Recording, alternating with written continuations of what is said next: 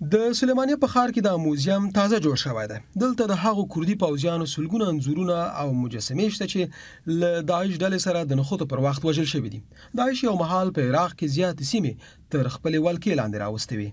موزیم ته د داعش د جګړې د شهیدانو نوم ورکړل شوی دی. موږ نه یوازې په خپلو شهیدانو پام ساتلی بلکې هغو خلکو ته مو هم توجه کړې چې په نورو سیمو کې وژل شوي دي، په خاصه توګه په جنوبي کردستان، عراق او سوریه کې. په موزیم کې د 6,000 وژل شویو پوځیانو عکسونه شته. دا پوځیان په عراق او سوریه کې د کردانو تر کنټرول لاندې سیمو کې وژل شوي دي. دلته د وژل شویو پوځیانو نظامی الوسه او نور مربوطه توکي نندارې ته وړاندې شوي دي.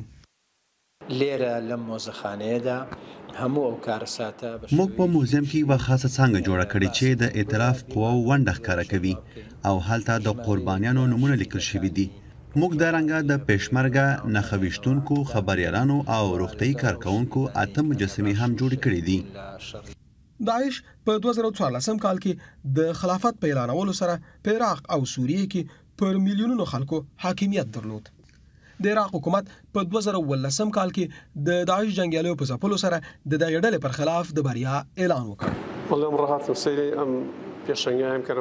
زه د موزیم لیدو ته راغلی یم. ما د خپلو ملګرو عکسونه او نور مربوطه شیان لیدلی دي. موږ د داعش پر خلاف مبارزې کې د عراق په هره برخه کې په خاص توګه کردستان کې د وسلوالو پر ضد جګړه کړې ده. له داعش سره د مبارزې په کار کې د امریکا په مشرۍ ائتلافي قوه له عراقي پوځیانو څخه ملاتړ کوي. زه د دغو قربانیانو او د ازادۍ لپاره د کردي پوځیانو د مبارزو په هکله خاص احساس لرم. د یو پخواني پوځي په صفت دا ما لپاره ډیره په زړه پورې ده.